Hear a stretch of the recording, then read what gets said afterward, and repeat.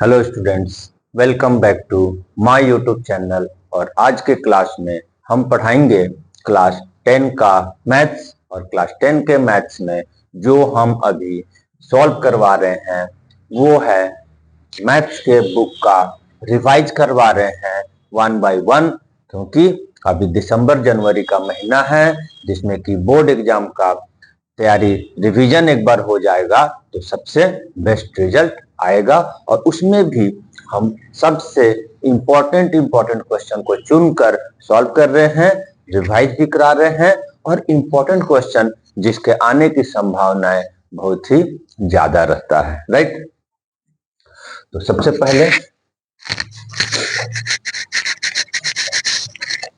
Chapter 2 का हम 2 classes हम करा दिए हैं, जिसमें कि कॉमन जो क्वेश्चन है जो एनसीईआरटी बुक का है उसको सॉल्व कराए हैं रिवीजन में।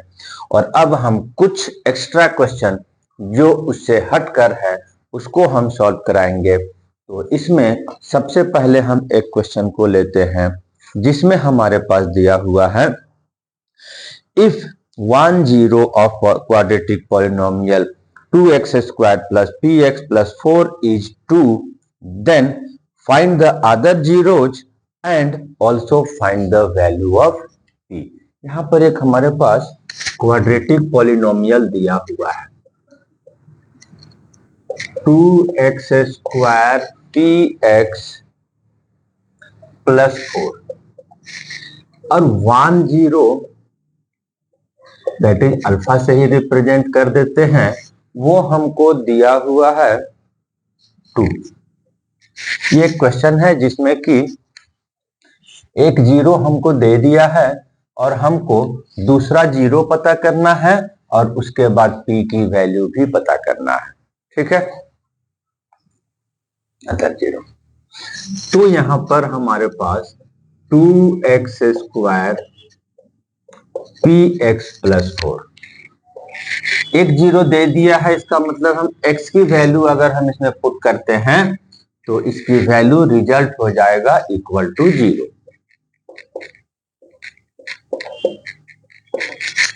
ठीक है। नहीं, अभी तो इससे पहले p निकलेगा इस केसेस में। अगर हम सीरियल नंबर से चलते हैं कि हमको वही निकालना है जो चाहिए, तो हम एक और तरीका है, एक हमारे पास सम ऑफ जीरोज का फॉर्मूला है और एक प्रोडक्ट ऑफ जीरोज का फॉर्मूला है।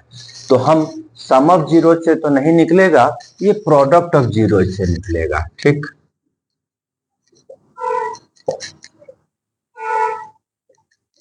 Product of zeros equal to होता है सी बाई ए। अल्फा एक हम 2 ले लिए, ये बीटा ले लिए, C की वैल्यू हमारे पास 4 है और A की वैल्यू 2 है, ठीक। अब यहां से हम बीटा निकालेंगे, 2 नीचे गया, 2 कटा और 2 भी कटा और कट के हमारा 1 आ गया, ठीक है। तो इस तरह से हमारा जो क्वेश्चन का other zeros without solving, without finding P, हम अदर जीरो निकाल दिए। क्योंकि सीरियल नंबर में हमको पहले अदर जीरो निकालने बोला और जो हम कर रहे थे उससे p निकलेगा, p निकलने के बाद वैल्यू पुट करेंगे, उसके बाद अदर जीरो निकलेगा, ठीक है। अब इसी में एक क्वेश्चन और है जो इसे p निकालना है।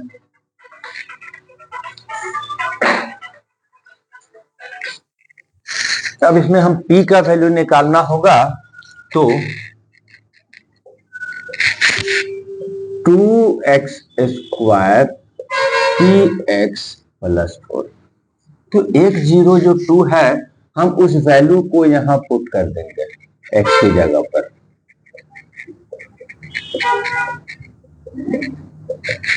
तो पूरी पॉलिनोमियल्स की वैल्यू इक्वल टू 0 हो जाता है और इसीलिए इसका नाम जीरोज भी है, ठीक है। तो 2 2 जा 4, 4 2 जा 8 हो गया, 2p 4, 8 4 12 हो गया, 12 हो गया। और जब हम p का वैल्यू को निकालेंगे तो हमारा -12/2 दैट इज 6 और आंसर 6 आ गया। राइट है। तो इस तरह से इस एक अलग तरह का क्वेश्चन को मैंने सॉल्व कर दिया। अब इसके बाद हमको नेक्स्ट क्वेश्चन हमारे पास क्या है, alpha beta are the zeros of polynomial this one, then find the value of k such that given condition is equal to alpha plus beta whole square minus 2 alpha beta equal to 40। ये condition के आधार पर हमको k की value निकालना है। ये हमारे पास polynomial है,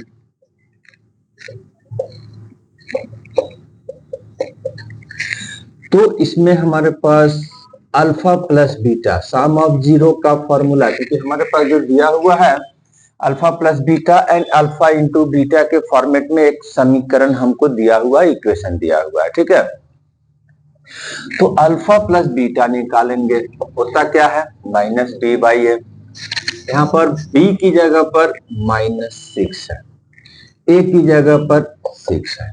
ठीक है, तो ये 6 और 6 आ गया, कट गया हुआ, क्योंकि a की वैल्यू 6, b की वैल्यू -6, c की वैल्यू k। एक फॉर्मूले में माइनस है और एक खुद में माइनस है, इसलिए डबल माइनस लगा। फाइनली ये प्लस हो गया, कटने के बाद 1 आ गया। दूसरा alpha into beta c by a. अब यहां पर क्या है, c की वैल्यू k, a की वैल्यू 6, तो यानी कि k बाई 6। अब हम ये जो हमको एक इक्वेशन कंडीशन दिया हुआ है उसमें हम वैल्यू को पुट करेंगे। Now alpha plus beta whole square 2 alpha beta equal to 40। Alpha plus beta की वैल्यू क्या आया है 1, इसकी वैल्यू k बाई 6 40।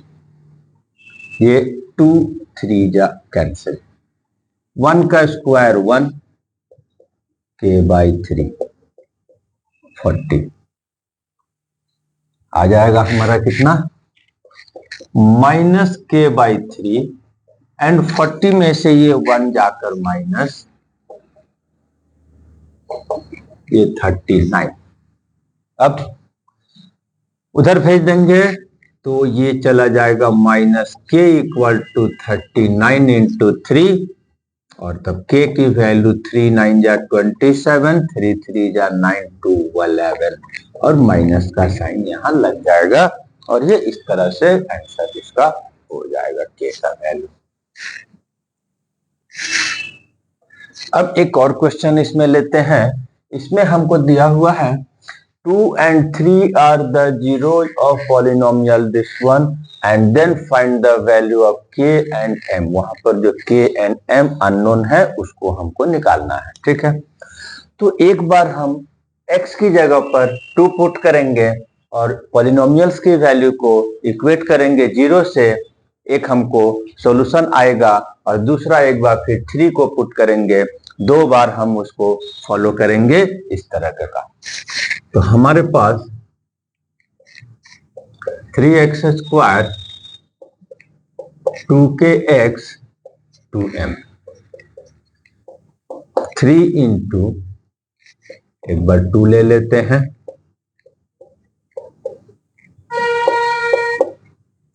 2 2m, पूरी पॉलिनोमियल्स की वैल्यू उसके बाद 0 हो जाता है। 2 स्क्वायर 4 4 3 जा 12, 4 2 4 जा 2 2 जा 4 एंड 2m इक्वल टू 0। 12 को राइट भेज देंगे,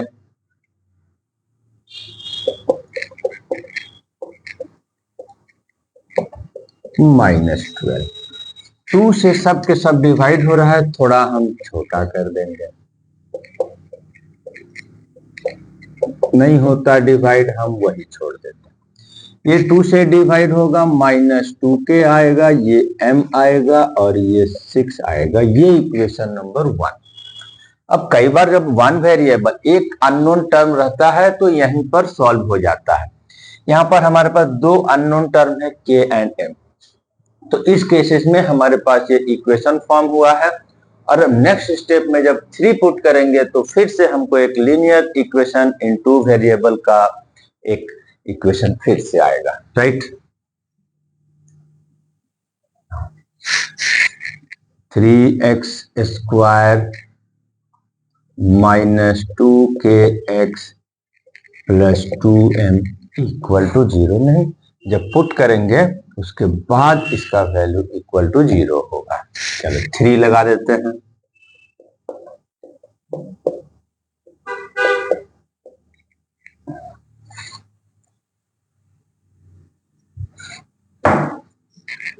k इंटू 3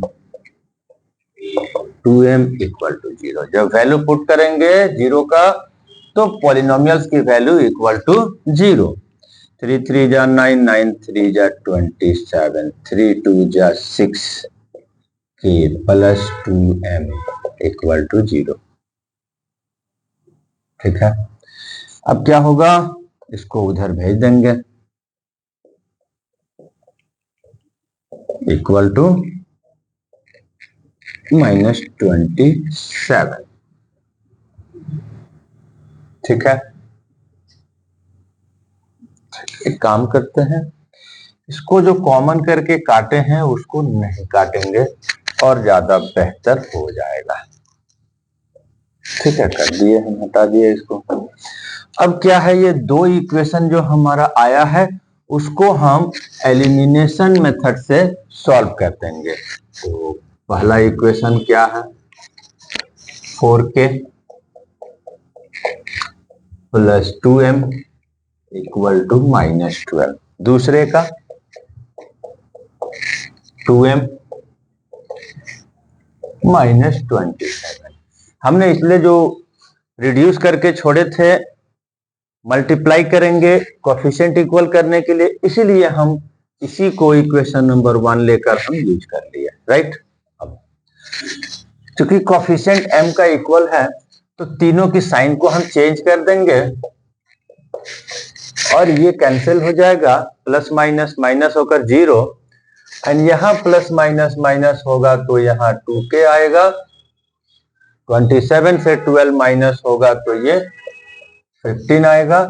k की वैल्यू हमारा 15/2, ये हमारा आंसर हो गया। ठीक है, इसके बाद हम नेक्स्ट क्वेश्चन नंबर इसका k की वैल्यू इक्वेशन नंबर 1 में पुट करके m का वैल्यू भी निकालेंगे।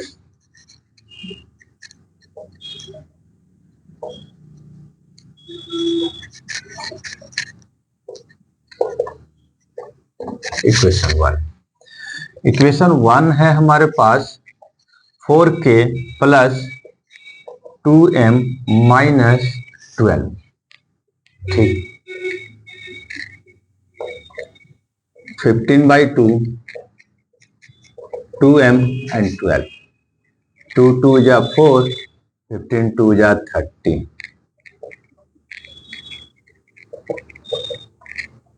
30 उधर गया, प्लस हो गया, प्लस माइनस माइनस हुआ तो 18 आया और m इक्वल टू 18/2 कट के 9। तो k की वैल्यू और m की वैल्यू दोनों ही हमारा सॉल्व हो गया। अब इस क्वेश्चन में फिर से एक एकदम बिल्कुल अलग तरह से क्वेश्चन है। ये इक्वेशन दे दिया है पॉलिनोमियल, उसमें बोला जा रहा है कि 10 is the reciprocal, 10 of this polynomial is reciprocal that of the other, then find the value of k। एक जो 0 है वो दूसरे का रेसिप्रोकल है, तो इसलिए इसका फाइंड करना है इसमें से वैल्यू ऑफ k। ठीक, तो इसको बनाने का एक तरीका ये है कि लेट 10 जिसको अल्फा ले लेते हैं उसको हम कोई एक टर्म ले लेते हैं और उसका नाम हम दे देते हैं a। ठीक है, तो दूसरा 0 क्या होगा अकॉर्डिंग टू क्वेश्चन, जिसको हम बीटा से रिप्रेजेंट करते हैं, तो रेसिप्रोकल। अगर एक a है तो दूसरा 1/a होगा। ठीक है, अब हम या तो सम ऑफ जीरोज लगाया करेंगे, इस तरह का कोई भी क्वेश्चन होगा तो या तो हम सम ऑफ जीरो का फॉर्मूला लगाएंगे या प्रोडक्ट ऑफ जीरो का लगाएंगे। तो सम ऑफ जीरो में तो हमारे पास दोनों है, प्रोडक्ट ऑफ जीरो में के की वैल्यू गायब है तो हम उसका इस्तेमाल करेंगे, किसका? Product of zeros.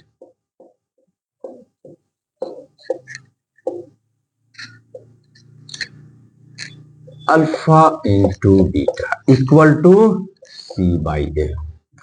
अब अल्फा हमारा नहीं, यहाँ पर ए भी नहीं लेंगे क्योंकि ए भी यहाँ पर एक टर्म आता है तो हम यहाँ पर हम के ही ले लेते हैं। ठीक है जी,